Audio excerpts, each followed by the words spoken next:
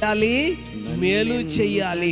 మేలైనది చెయ్యనెరిగియుండి అలాగూ చెయ్యని వానికి ఏం కలుగుతుంది? పాపం.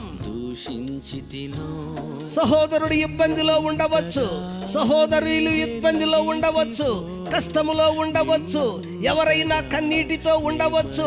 ప్రియులారా, తిండికి లేకపోవడమో, వస్త్రములకు లేకపోవడమో, ప్రియులారా ఆర్థిక ఇబ్బందులు వెంటాడుచు ఉండడమో, ఎవరైనా దిక్కులేని స్థితిలో, దిక్కుమాలిన స్థితిలో, ప్రియులారా హాస్పిటల్లో రోధిస్తున్న పరిస్థితుల్లో ఉండవచ్చును.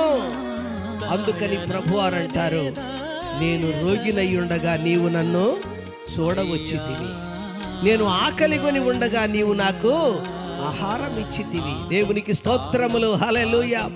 నేను పరదేశినై ఉండగా, నేను పరదేశినై ఉన్నప్పుడు నీవు నన్ను పరామర్శించావని అంటాడు.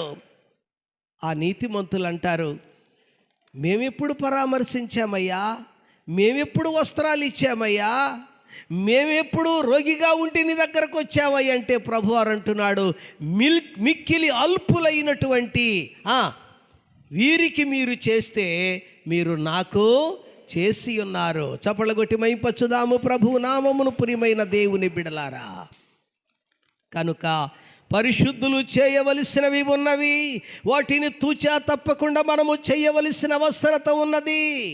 వాటిని మనము చేసి దేవుని భక్తులుగా, దేవుని పరిశుద్ధులుగా, దేవుని పిల్లలుగా, ఆయన రాజ్య వ్యాప్తి కొరకు సాక్షులుగా కొనసాగవలసిన అవసరత ఉన్నదని మీకు జ్ఞాపకము చేస్తూ ఉన్నా.